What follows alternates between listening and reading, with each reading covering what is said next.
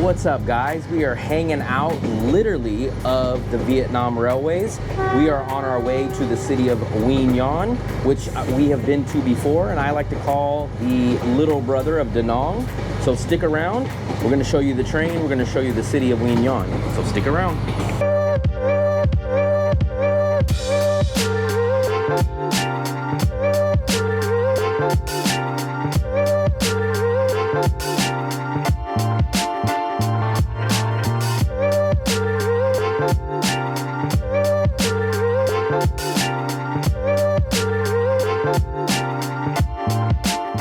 So as you guys can see, we're up at the crack of dawn, or what is better known to me as about, I don't know, 8 o'clock in the morning.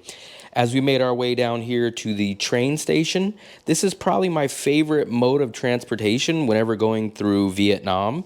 I like it for a couple of reasons. One, obviously it's cheap. These tickets right here from DaNang to Quy Nhon, I think were only right around $3 or $4 total for one way for each person. And not only do I enjoy the price of these tickets, but I actually enjoy the train. So I have learned a lot about the train on this trip that I'm going to share a lot of details exactly of which train you guys want to take. But let's first get on and show you exactly how we started this trip off. These are some nicer seats than we had last time for sure. And the cabin looks a little better. What's our seat? 41. Help us find number 41. 41. I don't see any seat number. Oh, here we go. 45. Which one? 40. 36. Here. So here we go. We are getting on the train. We got our tickets in advance. I've always pretty much went ahead of time, maybe a couple of days, and got our tickets in person just because I wanted to make sure I had the physical tickets in my hand, and I wanted to make sure that the seats that I wanted were there, and I didn't want to get to the train station and kind of find out, sorry sir, it's sold out, no more tickets. I'm guessing this is probably about my 8th or 9th time on a train here in Vietnam. Like I said, the train is called Vietnam Railways. Not only could you go buy the tickets in person, but you could actually use their website and book the tickets on there. So if some of you guys don't want to go in person, that is an option to purchase the tickets online. So this train actually was pretty decent. There is a wide variety of trains on the Vietnam Railway train, and I have learned very, very clearly of what trains to take, what trains to avoid, and what trains might scare some people. So if you guys just want the cliff notes, the best trains to take is the SE1, the SE2, the SE3, or the SE4. So basically SE1 through 4 is going to be your newer modern trains. This is going to have things like reclining seats. It's going to have TV screens. It's going to have a little bit more leg room and then nicer interiors. And shockingly, one of the trains that we took actually had a very nice restaurant located in the middle of the train. So if you guys ever get lucky, you guys might get that train. Any of you planning a trip to DaNang in the next 60 days? Well, book a free 30-minute video consultation with me to get all the information you need to settle in smoothly. During this call, I'll provide personalized advice and answer any of the questions you have about traveling or living in DaNang. So don't hesitate to book your free consultation today. The link is in the description below. So as you guys can see, we are in the restaurant area that I mentioned a little bit ago. It's a very, very nice restaurant. It's actually a very comfortable seated area. There was only maybe 2 groups of people in there. Fluffy had her coffee, which she loves, and there's these big open windows. So it's very comfortable, very nice, and we're probably about an hour into this trip already. And this is about a 4.5, 5-hour train ride from the city of DaNang to the city of Quy Nhon. So Quy Nhon, as I mentioned before, is probably my second favorite city in all of Vietnam. I guess a lot of people will ask me, Will, if you had to move out of DaNang, where would you go? That is a very tough question because I have a few different answers depending on the criteria, meaning, is it going for budget? Is it going for the same style as DaNang? But my go-to answer is usually Quy Nhon because it does have a very similar beach to DaNang. It has that same kind of beach city vibe.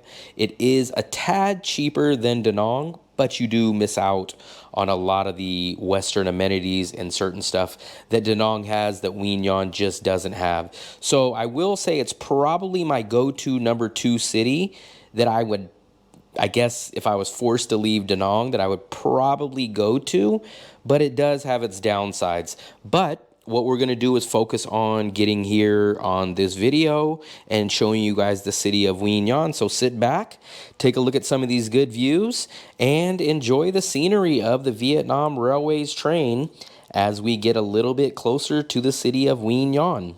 So we do know they sell the food on the train.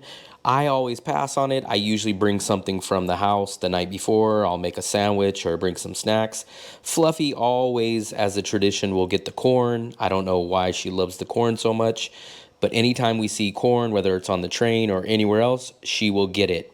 So just to tell you guys a little bit more about the train itself, it does have bathrooms, and these are usually fairly decent on all the trains that we've taken. I think the bathroom was perfectly fine. It's wide enough. I'll step in here. We'll show you guys firsthand. There's your toilet paper. WC for Western toilet. You guys got a picture. The wall. There's a little sink right here. You even got a window. And the toilet is clean.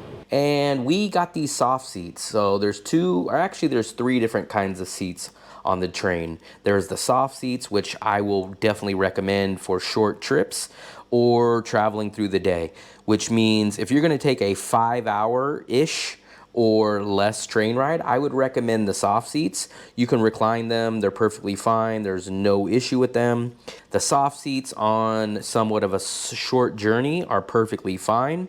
Now your other 2 options are going to be the sleeper cabins. So this is the sleeper train section. This is where you guys have the 4 cabins. You come over here, you guys can shut your door. You have a nice big window here. If I was personally on the sleeper train, I think I would leave my door open like this so that you can get this nice view. That's myself personally, because I would like to lay there and look at a view, but I guess if some of these people are tired, what they do is they just shut it and lock themselves out of the train's YouTubers that come by and pass by. These I would recommend for people that are going on extremely long trips or people that are going to do overnight trips. Like if you're leaving at 10, 11, 12 o'clock at night and you want to just sleep through the night, I would probably recommend the sleeper trains. Yes, they are about double the price. They come in 2 different sets. One is a 4-bed sleeper, which basically is self-explanatory. There's 4 beds. So if you're by yourself, you're going to share most likely with 3 other people. And there's a 6-bed, which means if you were by yourself, you would share it with 5 other people. So these are cabins that have either 4 or 6 beds in them. The tickets are a little more expensive in those, with the 4-bed being the most expensive and the 6-bed being the cheapest, and the soft seats being the cheapest of all tickets. We have never taken the sleeper train or the sleeper cabin. The biggest reason is because we always usually travel in the morning and we break up our trips. So on this trip, we are going all the way down to the city of Nha Trang, which is about 10.5 hours away. And if we were going directly there, we would have probably taken the sleeper cabin. But I'm not going to say I can't do it, but I just prefer not to do extremely long train trips. So that's exactly why this trip was kind of planned out this way. where we stop in Quy Nhon. We're going to stay there for a couple of days, and then we're going to get back on the train and go to a city called Tuy Hoa.